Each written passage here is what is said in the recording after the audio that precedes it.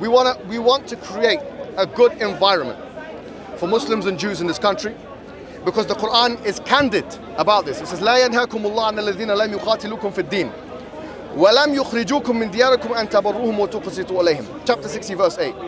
إن الله يحب المقسطين. That Allah does not forbid you for being just with those disbelievers, non-Muslims, who don't take you out of your homes, and they don't try and kill you or take you out of your homes, that you be just with them and you be good with them, because God loves the just ones.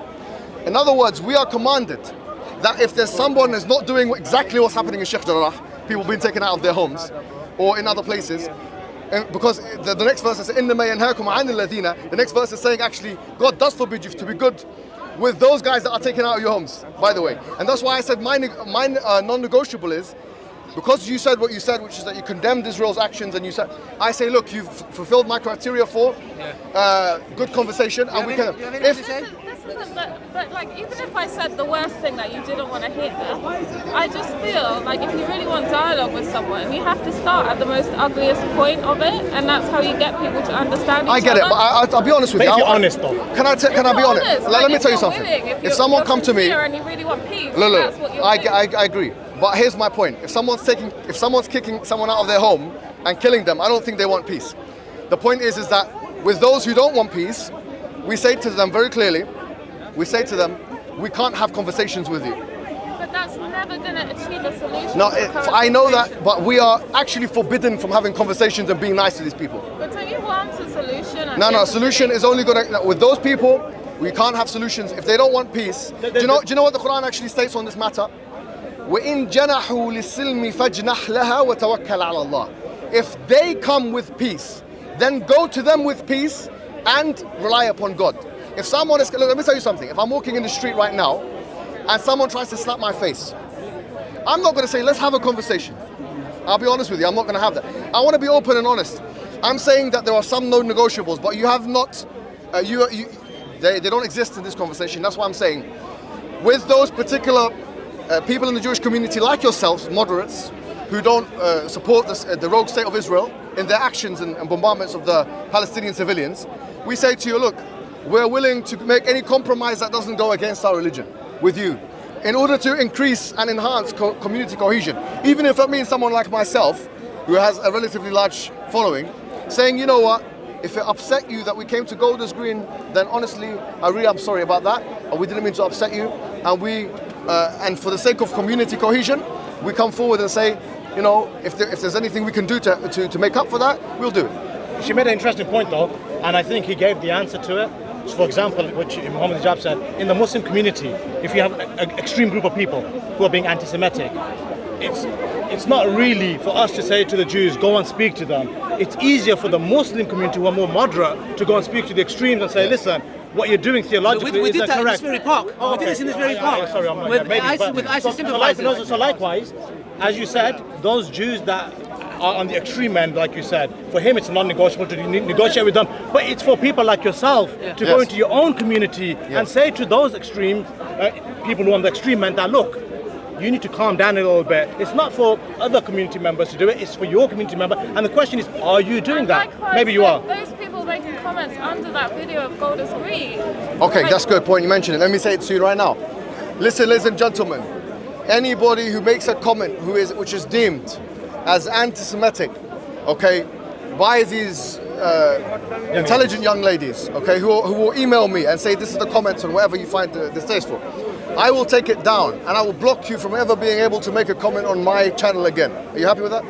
Yeah, No, but that should be default position. Are there people commenting? Yeah, no, that's not even here. If it's anti-Semitic, he says. No, Andrew. You know Aaron, the two Aaron and his friend. Yeah, they were chased out the park.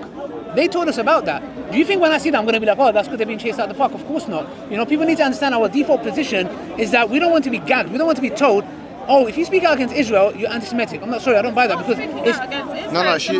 They spoke. No, I'm saying what I'm being told by radical Zionists. Yeah, they're saying if you speak out against Israel and they do it, you're anti-Semitic. And I'm like, well, that's as good as a Muslim speaking, like ISIS saying, if you speak out against us, you're an Islamophobe. That's pathetic. But that's what they would say. Yeah. The extremes of all groups Exactly. would You say know what? That's the purpose of Are you satisfied with the way this conversation is? Is there anything else you want to put forward to us?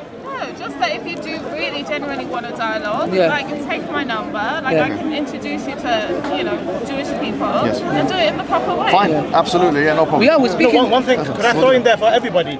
I think it's very important when you have any dialogue that people aren't misinformed. Yeah, so people aren't misinformed, and I always find naturally it's an emotive subject, so I'm not saying take emotions away, but people are misinformed on both ends, and I think when you come to a discussion table, you need to come with actual information, like something simple as, I asked you, how do Israel defend themselves? And everybody just says Iron Dome, and they don't know about the David Sling or the Arrow 1, 2, and 3. That's a big misinformation, because then the next question is, and it has to be asked, where did they fund that from? Yeah, It's an I interesting think that's one. when we need to sit and talk at the table. Yeah, around the table, to bring in the information. Though. Yeah. Right. So I think that this has been productive. Yeah, it was very fruitful. And what I think is that, the best conversations are those where we can be most frank to each other. Yeah. And I think we've both been frank. And look, we're not here to try and arrogate to the Jewish community, honestly.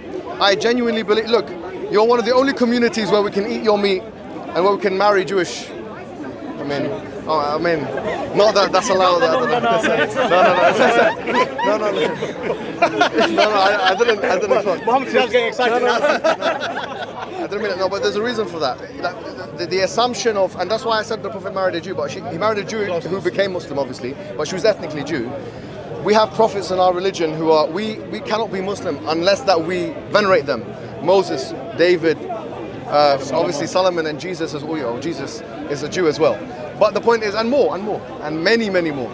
So the point of, I don't know about if he's Elias. It's Israel. Elias. I don't know if he's Jewish. Anyway, the point is all in all now, I think it's been productive. If there's anything else, you can send emails or something like that. Anything that's on my YouTube page, you can find the email.